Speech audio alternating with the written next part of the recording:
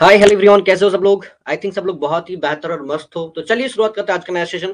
और इस सेशन में हम लोग पढ़ने वाले डिफरेंशियल इक्वेशन के बारे में, जो बेसिक्स है। ठीक है, तो बेसिक से लेके हम लोग एडवांस लेवल तक कॉन्सेप्ट जो भी है सारे के सारे इस क्लास में हम लोग पढ़ने वाले। ठीक है, और इसको खत्म करने के बाद हम लोग क्या करेंगे, जो चैप्टर वाइज मतलब तुमको पढ़ना पड़ेगा, जैसे डिफरेंशियल इक्वेशन का फर्स्ट ऑर्डर फर्स्ट डिग्री, उसके बाद एग्जैक्ट सेपरेबल वेरिएबल मतलब जो भी होता है। ठीक है, सेपरेबल वेरिएबल का जो भी होता है सारे के सारे। ठीक है, एंड उसके साथ साथ तुम्हारा जो भी कॉन्सेप्ट लगेगा, जैसे बारडोली के लिए सारे के सारे मतलब आगे होगा।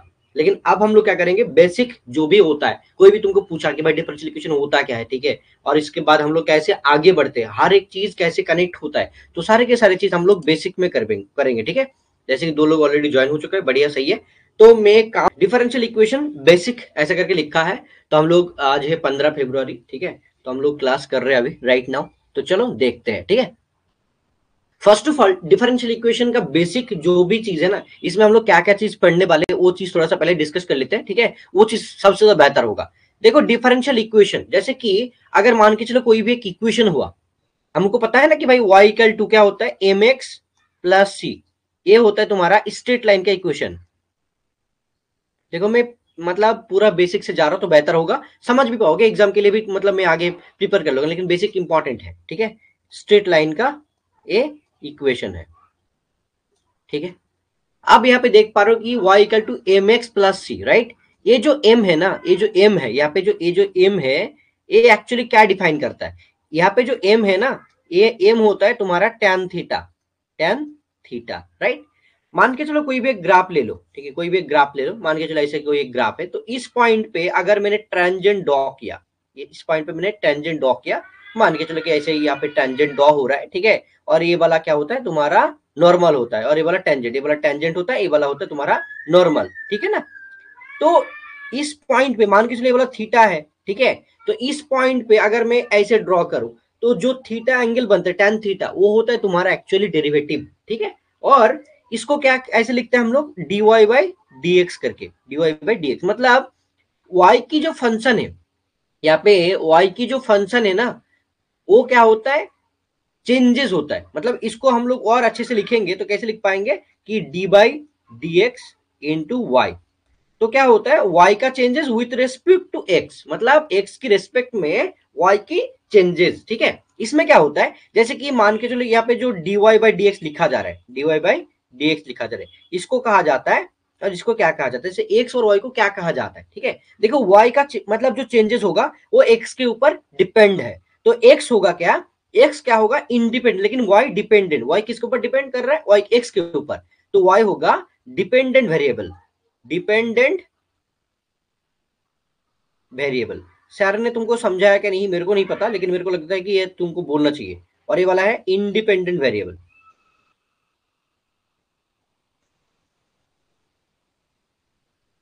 ठीक है, देखो ये सारे के सारे बेसिक्स है, मैं ये चीज करवा रहा हूं। इसके साथ साथ मान के चलो कि भाई ये डीवाई बाई डी टी हो गया, डीवाई बाई डी टी हो गया, तो इसको क्या बोला जाता है, ये बोला जाता है dynamical system, dynamical dynamical system. आप बोलोगे कि सर ये तो सेम ही है, इसको डायनेमिकल क्यों बोला जा रहा है। डायनेमिक्स वो चीज होता है, कोई भी फंक्शन का changes with respect to time, that is called actually dynamics. Okay, तो डायनेमिक क्या होता है, मतलब गतिविद्या, जो बंगाली में बोला जाता है। ठीक है, तो कुछ भी चेंजेस होगा with respect to time, that is actually dynamical system. तो देखो डेरिवेटिव और डायनेमिकल सिस्टम ये सारे के सारे बहुत ही ना इंटर रिलेटेड है, बहुत ही रिलेटेड है। ठीक है, लेकिन तुम लोग पूछोगे सर हम लोग ये चीज पढ़ने वाले, क्या एग्जाम में क्या आएगा, इसके आगे आएगा। तो चलो यार मैं दिखाता हूं ना, टेंशन क्यों ले रहे हो। तो देखो ये जो डिपेंडेंट इंडिपेंडेंट मैंने समझा दिया ना, इसके आगे बढ़ते थोड़ा सा तो ज्यादा बेहतर होगा। डिफरेंशियल इक्वेशन का, बाहर साउंड हो रहा है थोड़ा सा, इसको इग्नोर करो। ठीक है, जो डिफरेंशियल इक्वेशन है, डिफरेंशियल इक्वेशन है, इसका दोनों पार्ट होता है। जैसे कि two types of differential equation exist करता है। ठीक है, तो कौन कौन वो थोड़ा सा देख लो। देखो डिफरेंशियल इक्वेशन का two types of differential equation होता है। जैसे कि एक होता है तुम्हारा ऑर्डिनरी, ऑर्डिनरी डिफरेंशियल इक्वेशन, ठीक है ना। एक होता है तुम्हारा partial differential equation, partial differential equation, ठीक है ना। देखो ऑर्डिनरी डिफरेंशियल इक्वेशन और पार्शियल डिफरेंशियल का डिफरेंस क्या है वो थोड़ा सा जान लेते तो ज्यादा बेहतर होगा हम लोग के लिए, राइट। ऑर्डिनरी में क्या होता है, मान के चलो कोई भी एक dy हो गया, नीचे क्या होगा dx हो गया, ठीक है। मान के चलो कि dy बाई dt हो गया। यहाँ पे देख पा रहे हो ना कि यहाँ पे जो भी इंडिपेंडेंट वेरिएबल है ये एक ही हो सकता है, ज्यादा नहीं होगा। More than one independent variable कभी नहीं हो सकता। लेकिन अगर तुम इसको ऑर्डिनरी को छोड़ के अगर तुम पार्शियल के बारे में डिस्कस करोगे तो ऐसे होगा कि dy बाई तुमने लिख दिया तो यहाँ पे क्या होगा dx, y, t, ठीक है। y का फंक्शन कुछ भी हो सकता है। यहाँ पे देख पा रहे हो कि यहाँ पे क्या होगा, more than one independent variable होगा।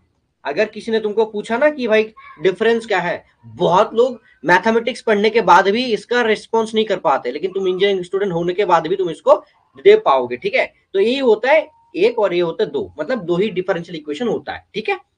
अब देखो डिफरेंशियल इक्वेशन क्यों आया, वो भी तो चीज इंपॉर्टेंट है। जैसे कि मान के चलो सरफेस में कुछ भी सॉल्व कर रहा है, ठीक है। मतलब रास्ते में क्या होता है, जैसे रास्ते में ऐसे बाग होता है ना, तो मतलब हमको झुकना पड़ता है ऐसे, ठीक है ना। तो एक मतलब क्या बोले, गाड़ी है, उनका चक्का है, ठीक है, व्हील है, तो वो कैसे मूव करेगा, कितना मूव करना चाहिए, और जो बॉल बेरिंग होता है, ठीक है, मतलब गाड़ी में, ठीक है, वो कितना मूव करेगा। और एक मूव करेगा, जैसे मान के चलिए कि यहाँ पे चक्का है, ठीक है, तो ए मूव करेगा तो इसके ऊपर ए और मतलब एक बैरिंग है इस डायरेक्शन पे मूव कर रहा है, तो कौन सा डायरेक्शन में कितना मूव करना चाहिए, उसका सॉल्व कैसे करोगे, कैसे वो मतलब सॉल्व होगा, वो सारे के सारे ना डिफरेंशियल इक्वेशन से ही आता है। और सॉल्व करने के बाद ही उसको प्रूव करने के बाद ही हर एक मशीन का चीज मतलब बनता है, ऐसा मान के चलो, ठीक है। इतना चीज तुम्हारे लिए काफी है, ओके। अब चलो यार, मतलब मैंने बेसिक्स काफी चीज मैंने बोल दिया कि भाई ये चीज होता है। आप देखेंगे कि डिफरेंशियल इक्वेशन का जो मतलब हम लोग को एग्जाम में पड़ेगा, ठीक है, हम लोग को जो सीखना पड़ेगा वो चीज क्या है, थोड़ा सा वो भी बता दीजिए ना सर, तो बेहतर होगा, राइट। तो चलो देखते हैं। देखो डिफरेंशियल इक्वेशन में जो सॉल्यूशन होता है, जैसे कि मान के चलो कि हम लोग जो पढ़ रहे हैं ना, जैसे कि हम लोग क्या पढ़ेंगे अभी, ऑर्डिनरी डिफरेंशियल इक्वेशन पढ़ेंगे, ऑर्डिनरी, ठीक है। मतलब इसमें एक ही इंडिपेंडेंट वेरिएबल होगा, इससे ज्यादा नहीं होगा, नहीं तो तुम लोग नहीं कर पाओगे, बहुत मुश्किल हो जाएगा तुम्हारे लिए, ठीक है। तो आप देखो ऑर्डिनरी डिफरेंशियल इक्वेशन में मतलब तीनों टाइप का सोल्यूशन होता है। क्या क्या होता है, तीनों टाइप का, ये आगे काम आएगा इसलिए मैं बोल रहा हूं। एक होता है तुम्हारा कंप्लीट सोल्यूशन, क्या होता है, कंप्लीट सोल्यूशन, एक होता है तुम्हारा कंप्लीट सोल्यूशन। एक होता है तुम्हारा क्या बोले, पर्टिकुलर सोल्यूशन, ठीक है, पार्टिकुलर सोल्यूशन। ये भी तुम्हारा एग्जाम में अभी तक नहीं हुआ तुम्हारे मतलब क्लास में, जिसको पीआई बोला जाता है, पार्टिकुलर इंटीग्रल भी बोला जाता है। एक होता है पर्टिकुलर सोल्यूशन के अंदर आता है, ठीक है, और आगे हम लोग देखेंगे। कंप्लीट सोल्यूशन को हम लोग मतलब जनरल सोल्यूशन भी बोल सकते हैं, जनरल सोल्यूशन नहीं बोल सकते, मतलब जनरल, हाँ ये भी थोड़ा बहुत लिखा जा सकता है, लेकिन ना एक होता है, हाँ लिख सकते हैं जनरल सोल्यूशन, कोई मसला नहीं, ठीक है। और एक होता है तुम्हारा कंप्लीट सॉल्यूशन, पार्टिकुलर सॉल्यूशन, और एक होता है हाँ सिंगुलर सॉल्यूशन, एक होता है सिंगुलर सॉल्यूशन। मैं ना इसमें डिफरेंस वगैरह भी समझा दूंगा अभी प्रॉब्लम देके, देन तुम लोग समझ पाओगे कि हाँ सर आपने सही कहा, तुम लोग पता चल जाएगा। देखो ओडी में क्या होता है, कंप्लीट सॉल्यूशन, जैसे कि मान के चलो कोई भी एक इक्वेशन ले लिया, मान के चलो मैं एक इक्वेशन ले रहा हूँ, ठीक है, जैसे कि d square y by d x square plus 2 dy/dx plus y equal to, मैंने यहाँ पे मान लेते कि भाई यहाँ पे क्या ले ले 2x मान लो, ठीक है, यहाँ पे 2x मान लेते, ठीक है। नॉर्मली एक डिफरेंशियल इक्वेशन है, एक मान के चलो, ठीक है। तो इसका सॉल्यूशन क्या बनेगा, इसका सॉल्यूशन बनेगा y इक्वल टू CF complementary function plus particular integral, ठीक है। ये बनता है जो कंप्लीट सॉल्यूशन ना, ये वाला होगा तुम्हारा कंप्लीट सॉल्यूशन, इसको कहा जाएगा YCS मान के चलो कंप्लीट सॉल्यूशन। और ये जो CF बन रहा है ना, ये तुम्हारा बन रहा है कि इसके ऊपर, जैसे कि ये राइट साइड को हम लोग ने जीरो मान लिया, जब यहाँ पे जीरो मान लेंगे ना, उसके ऊपर जो सोल्यूशन बनेगा वो होगा तुम्हारा कंप्लीट सोल्यूशन, ठीक है।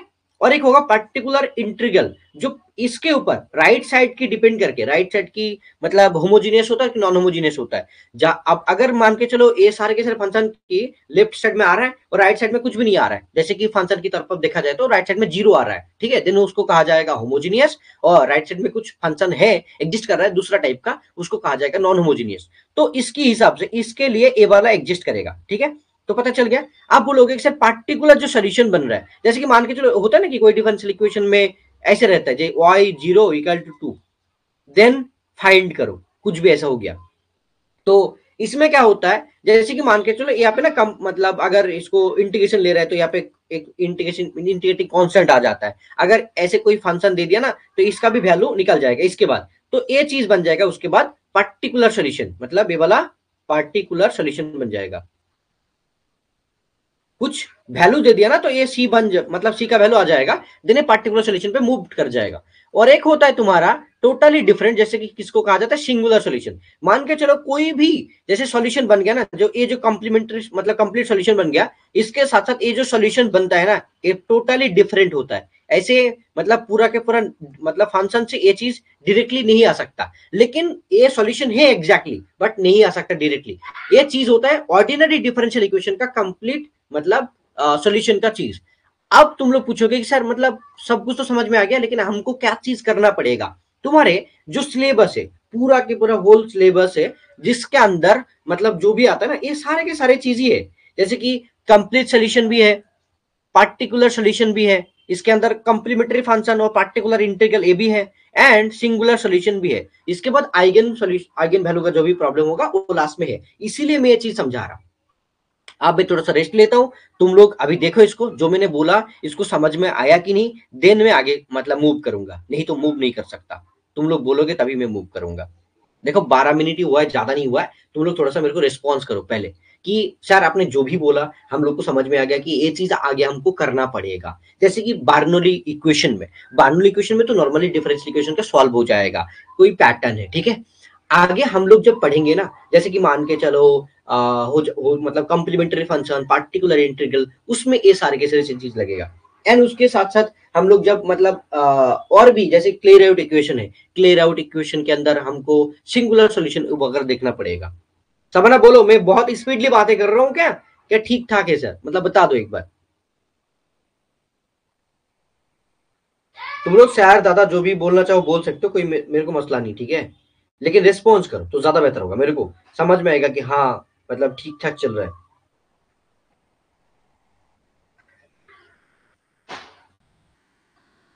सबा तुम हो क्या, मतलब मेरे को समझ में नहीं आ रहा तुम हो क्या नहीं, क्योंकि तुम रेस्पॉन्स नहीं कर रहे हो ना इसीलिए। ठीक है सर, ओके, तब तब सही है, बढ़िया, तब तो कोई मसला नहीं। हाँ हाँ हाँ, देखो हम लोग ने अभी तक ज्यादा कुछ नहीं बोला है, कुछ कुछ चीज ही बोला है कि जो तुम्हारे लिए इंपॉर्टेंट है, जो तुमको करना पड़ेगा वही चीज मैंने बोला है, इससे आगे कुछ नहीं बोला है मैंने। और थोड़ा सा मैं चीज और भी करवाऊंगा तो ज्यादा बेहतर होगा, ठीक है।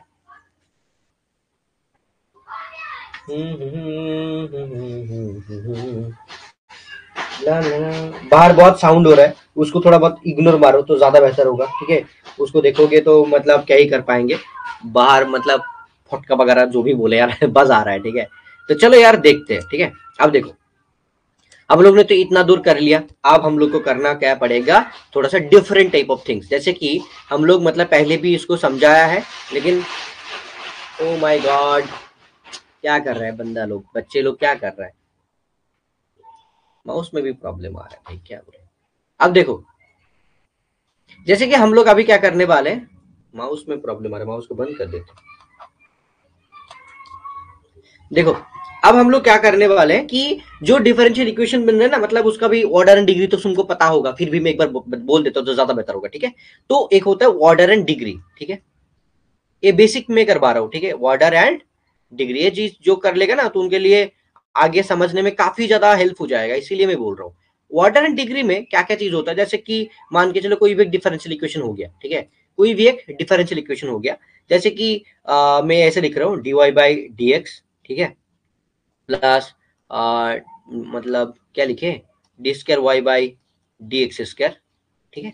ऐसे मैं इसको लिख रहा हूँ, और यहाँ पे लिख रहा हूँ कि 2/3, और यहाँ पे लिख रहा हूँ कि 1 plus d y by d x, okay. और यहाँ पे लिख रहा हूँ मैं 2। देखो ऑर्डर एंड डिग्री क्या होता है वो चीज देख लो। जैसे कि मान के चलो कोई भी मतलब ए टू द पावर एक्स हो गया, इसको क्या कहा जाता है, इसको कहा जाता है बेस, ठीक है। और इसको कहा जाता है पावर, नहीं तो इंडेक्स, दो भी मतलब जो भी बोलना चाहो बोल सकते हो, ठीक है। तो ये जो इंडेक्स है ना, यही एक्चुअली क्या होता है, डिग्री जैसा होता है। यही क्या होता है, यही तुम्हारा डिफरेंशियल इक्वेशन में डिग्री जैसा फॉर्म होता है, ठीक है। समझ में आ गया ना। आप देखो, मैं थोड़ा सा अच्छे से बताता हूँ। देखो, जैसे कि मान के चलो ये वाला डिफरेंशियल इक्वेशन हो गया, ऐसे जो मतलब रेशनल टाइप का है, मतलब ऐसे डेसिमल टाइप में आ जाएगा, ठीक है, पी बाई क्यू फॉर्म में, ऐसा नहीं रह सकता है। तुमको पी बाई क्यू में फॉर्म जो है ना ऐसे तुम नहीं रख पाओगे, तो इसको तुमको चेंज करके नॉर्मली फॉर्म पे लाना पड़ेगा, इंटीजर फॉर्म पे। तो क्या करोगे, दोनों साइड पे 3 से गुना करोगे ना, देन हो जाएगा। ठीक है, अब देखो ऑर्डर क्या होता है, ऑर्डर होता है मैक्सिमम जो होता है ऑर्डर वही होता है मैक्सिमम, मैक्सिमम मतलब मैक्सिमम क्या बोलोगे, डिफरेंशियल का मतलब जो भी पार्ट है ना वही है मैक्सिमम डिफरेंशियल, जो है वो चीज है ऑर्डर। एंड उसके पावर में जो रहेगा वही होगा तुम्हारा डिग्री। ठीक है, समझ में आ गया ना। अब देखो इसको, इसका फंडा समझते थोड़ा सा। देखो अब देखो, अब यहाँ पे 3 से गुना करोगे तो क्या हो जाएगा, ये वाला d y by d x हो जाएगा, नीचे तो पहले से था, और ये वाला d square y by d x square, right.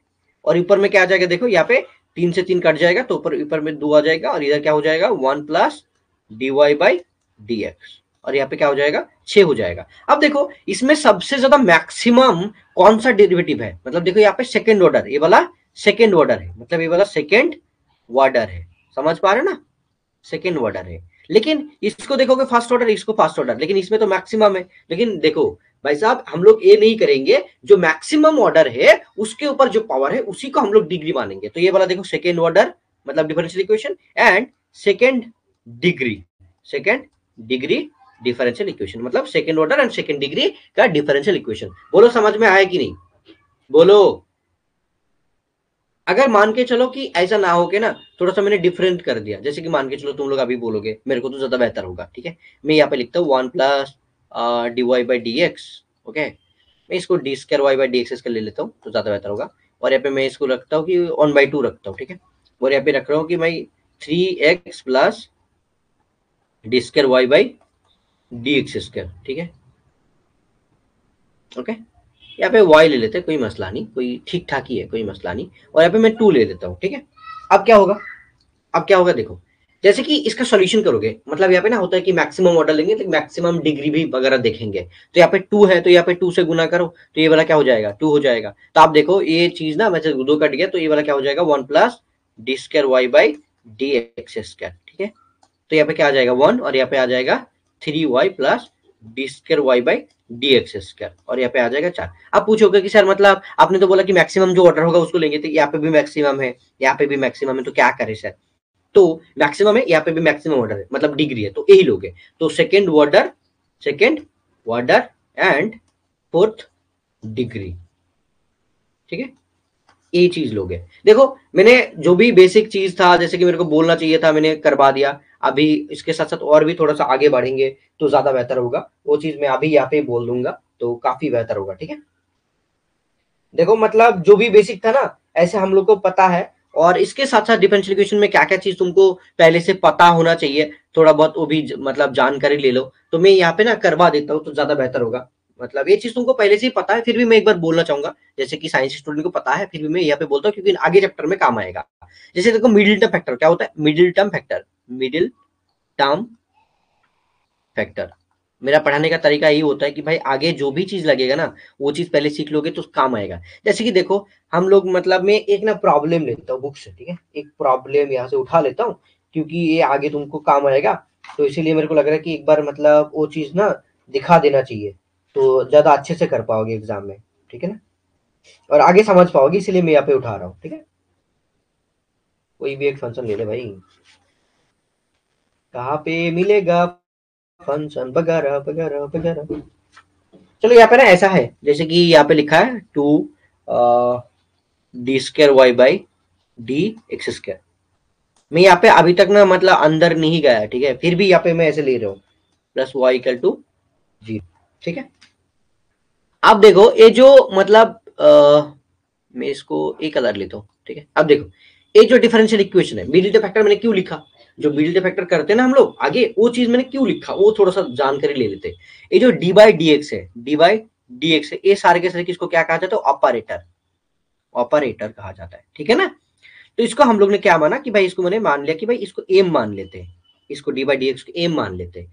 तो ये वाला क्या हो जाएगा D by d x into D by d x है, तो एम इंटू एम ऐसा हो गया ना, तो एम स्क्वायर हो जाएगा। और यहाँ पे जो y है ना इसको ऐसे लिख सकते हैं हम लोग, मान के चलो कि y को ना बाहर कर रहे हैं, तो ये वाला क्या हो जाएगा d into D by d x into D by d x double है, तो यहाँ पे क्या हो जाएगा ये वाला एम स्क्वायर हो जाएगा, राइट।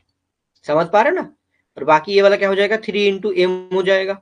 और यहाँ पे तो y था बाहर, तो उसको बाहर कर लेते और y को इधर ऐसे ले लेते, y को इधर ले लेते, इक्वल टू 0। ऐसे कर सकते ना हम लोग। देखो ऐसे ही हम लोग जब y का सॉल्यूशन करेंगे ना, complementary function plus particular integral, वो होगा तुम्हारा सॉल्यूशन करने में। आगे जो चैप्टर में करेंगे वो चीज में करवा रहा हूँ, क्योंकि इसको क्यों लिख रहा हूँ वो आगे अभी तुम लोग समझ जाओगे। देखो तो क्या आ जाएगा, ये 2m² minus 3m plus 1 equal to 0। Y को हटा दो, ठीक है। तो अभी जो सोल्यूशन बनेगा, इसको तो मिडिल टर्म फैक्टर मतलब ये बीच वाला तुमको लाना है, तो वो चीज आगे काम आएगा। तो थोड़ा सा सीख लो ना कैसे करते थे हम लोग। इसको गुना करते थे, जैसे कि यहाँ पे 2m² आ गया, इसको ऐसे मतलब पार्ट्स में डिवाइड करो जैसे कि -3m आए, तभी सॉल्व होगा ना। तो क्या करो, -2m ले लो, यहाँ पे -m ले लो, तब सॉल्व हो जाएगा। देखो गुना करोगे तो प्लस आ जाएगा, और मतलब ऐड करोगे तो -3m आ जाएगा। तो उसके हिसाब से, और ऐसे ही करते हैं हम लोग, हर बार ऐसे ही करते हैं ना। 2m² minus 2m minus m plus 1 equal to 0। तो यहाँ पे 2m कॉमन ले लो, तो क्या आ जाएगा, एम यहाँ पे -1 रहेगा, और -1 कॉमन लोगे तो यहाँ पे m -1 इक्वल टू 0 रहेगा, राइट। तो इसके बाद इसको सॉल्व करोगे तो क्या आ जाएगा, देखो क्या आ जाएगा, यहाँ पे आ जाएगा m-1 और यहाँ पे आ जाएगा 2m-1 इक्वल टू 0। समझ पा रहे हो ना। अब देखो इसका सॉल्यूशन करोगे तो m इक्वल टू क्या आ रहा है, 1 आ रहा है, और m इक्वल टू क्या आ रहा है, ये वाला मतलब यहाँ पे 1/2 आ जाएगा, हाफ आ जाएगा। देखो अब जब कोई एक इक्वेशन का सॉल्यूशन जब हम लोग निकालने की कोशिश करते हैं, जो इसको कहा जाता है रूट्स, इसको क्या बोलेंगे हम लोग, रूट्स बोलेंगे। अगर ये रूट्स ना टोटली मतलब डिफरेंट वगैरह रूट्स हुआ, जैसे कि मतलब मिलता जुलता नहीं रूट्स हो रहा है, तो उसका जो सोल्यूशन बनता है कॉम्प्लीमेंट्री फंक्शन बोल सकते हो, वो जो सी एफ बन रहा है, ठीक है, वाई सी एफ बोल सकते हो। वाई सी एफ क्या बनेगा कि मतलब C1 e to the power, ऐसा मतलब जो एक्स बन रहा है ना, यहाँ पे तो y इक्वल टू ऐसे एक्स वगैरह था, एक्स की रेस्पेक्ट में, तो यहाँ पे एक्स आ जाएगा, तो y C1 e to the power mx, यहाँ पे m1 बोल सकते हो इसको, और इसको बोल सकते हो m2। तो यहाँ पे क्या आ जाएगा, C1 e to the power m1x plus C2 e to the power m2x।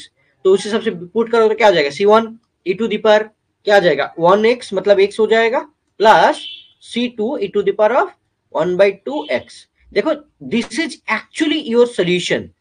तो इसमें क्या क्या लगा, मैंने कुछ ज्यादा नहीं समझाया। देखो ये चीज ना हम आगे समझा देंगे कि भाई कब कैसे यूज करना पड़ेगा, वो चीज आगे मैं समझा दूंगा। मैंने ये चैप्टर तुम्हारा 3rd चैप्टर में है, जैसे कि मॉड्यूल नंबर किसमें भाई, मॉड्यूल नंबर 6 में है, लेकिन हम लोग मॉड्यूल 5 पढ़ रहे हैं अभी राइट नाउ। लेकिन इसको मैंने क्यों करवा दिया, यहाँ पे मिडिल टर्म फैक्टर काम आएगा, इसीलिए मैं बोल रहा हूँ कि मिडिल टर्म फैक्टर के बारे में थोड़ा सा जानकारी ले लो, और कुछ एक बार प्रैक्टिस कर लो कि हाँ मिडिल टर्म फैक्टर जो मतलब कुछ भी जो भी आ जाए तो हम लोग कर लेंगे, ठीक है ना।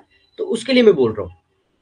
तो इस सॉल्यूशन का ऐसे जो आ रहा है ना, तो इसका मैं एक प्रॉब्लम देता हूं तुमको, थोड़ा सा सॉल्व करके अभी मेरे को बोलो कि हाँ तुम लोग ने सॉल्व कर पा रहे हो कि नहीं, मैं देखना है मेरे को, ठीक है।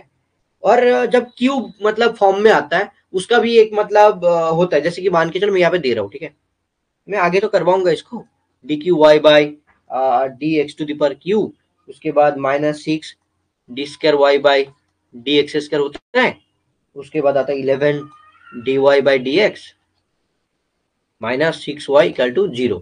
ये जो चीज है ना, इसका भी सोल्यूशन आता है, जैसे कि वही डी बाई डी को ऐसे कि मतलब सॉल्व करोगे तो क्या कर लोगे, नॉर्मली इसको एम क्यू कर लोगे, -6m² प्लस 11m और -1 इक्वल टू 0।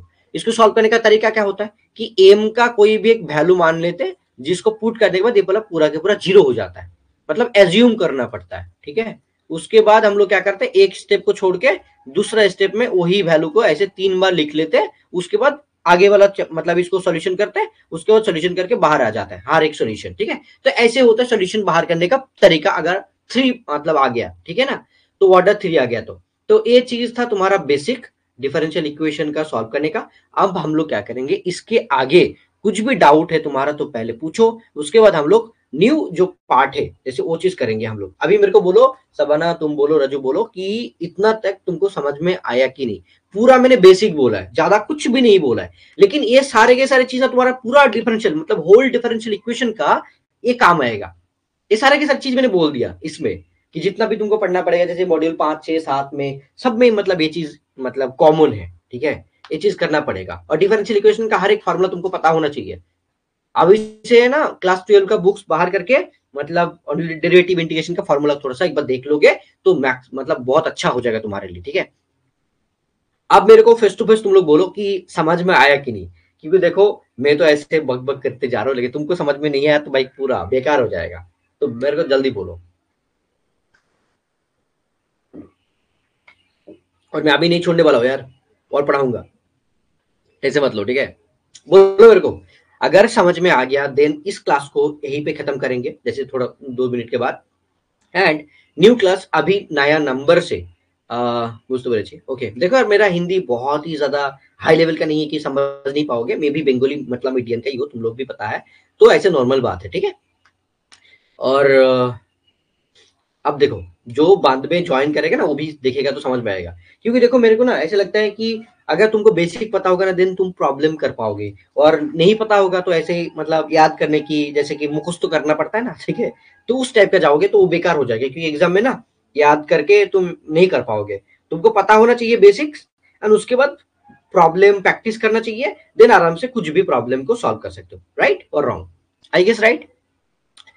तो क्या मैं यहाँ पे खत्म करके न्यू क्लास में अभी स्टार्ट करूं? क्योंकि देखो अभी तो मतलब मैक्सिमम 25 से 28 मिनट हुआ है, ठीक है, 27 मिनट हुआ है। और मैं और भी एक मतलब जो तुम्हारा मेन चैप्टर है, जैसे कि differential equation of first order and first degree, उसके अंदर exact separation of variable and homogeneous differential equation होता है। तो मेरे को अभी सुनना है तुम लोगों से कि मैं exact separable variable and homogeneous differential equation का मैं हर एक चीज का अलग अलग क्लास में लूं,